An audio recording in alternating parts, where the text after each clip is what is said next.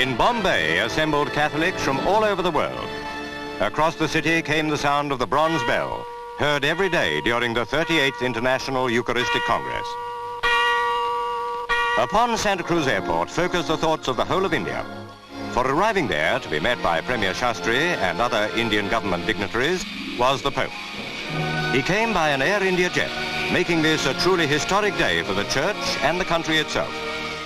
The late Mr. Nehru's daughter, Indira Gandhi, and the Archbishop of Bombay, Cardinal Gracias, were among those here in honor of the Pontiff. An earlier Air India plane had brought members of the papal entourage. The Archbishop now escorted the Pope onto Indian soil.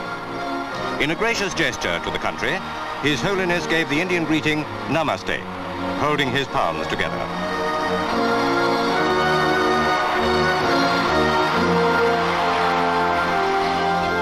Mr. Shastri personified the invariable hospitality of India's welcome to great personages from abroad.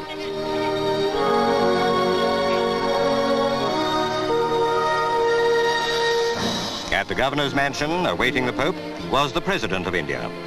From Delhi, Dr. Radhakrishnan had come to assure Pope Paul that the whole subcontinent would take him to its heart.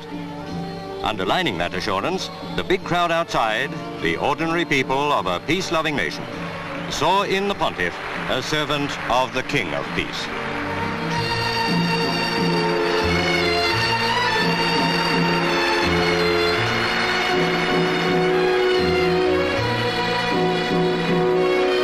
After the blessing, the people here and their president, for the time being, bade the Pope farewell. Attended by Cardinal Gracias, His Holiness prepared to drive to the Eucharistic Congress. To attend that event was the prime reason for his coming to India, Dr. Heenan, Archbishop of Westminster. Breathtaking was the spectacle of the Oval, converted for the Congress into a gigantic open-air cathedral, where fully 300,000 worshippers attending the consecration of bishops saw several initiates into the priesthood take their places.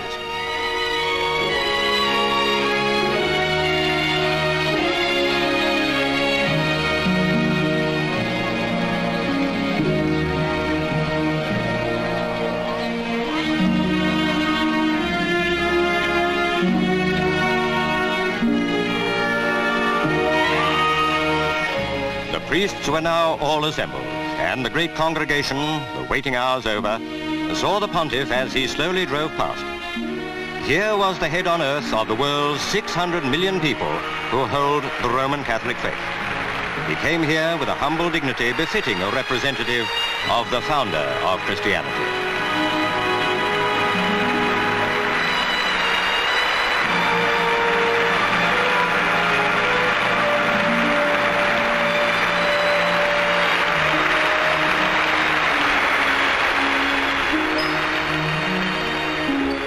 No prisoner of the Vatican is Pope Paul. At the beginning of the year, he made his memorable pilgrimage to the Holy Land. But few can then have thought that he would visit India, most of whose millions are Hindus or Muslims.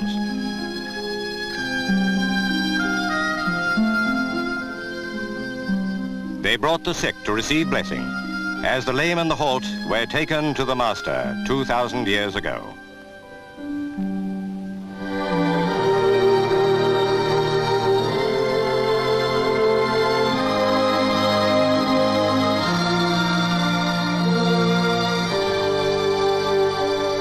Some of the afflicted may realize, perhaps in the near future, that their faith has made them whole.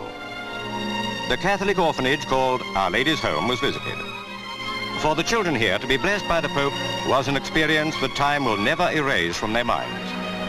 Never again will they regard the head of the Roman Church as a figure removed from all human contact. Most of the children here have no father. Some have lost their mothers.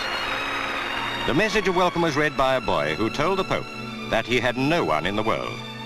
The Holy Father made a donation of nearly £4,000 to the orphanage, enough to maintain it for a year. He was obviously deeply touched by what the boy said.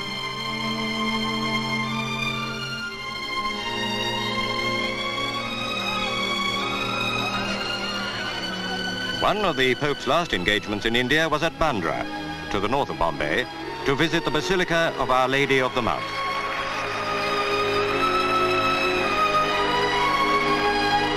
This is one of the oldest and best-known Catholic shrines in India. It is on the site of a Portuguese Jesuit oratory established 400 years ago.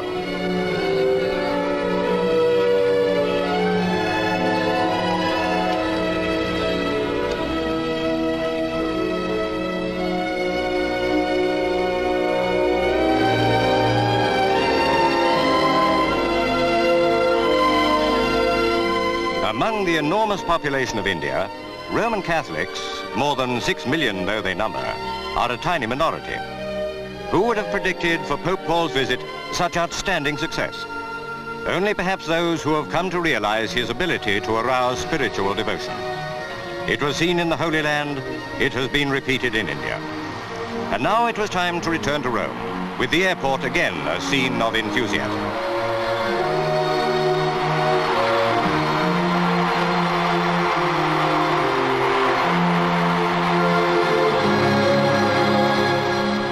This quiet man, by his physical presence, has manifested the power of faith far and wide. For millions in India, a religious revival may spring from the visit of Pope Paul VI.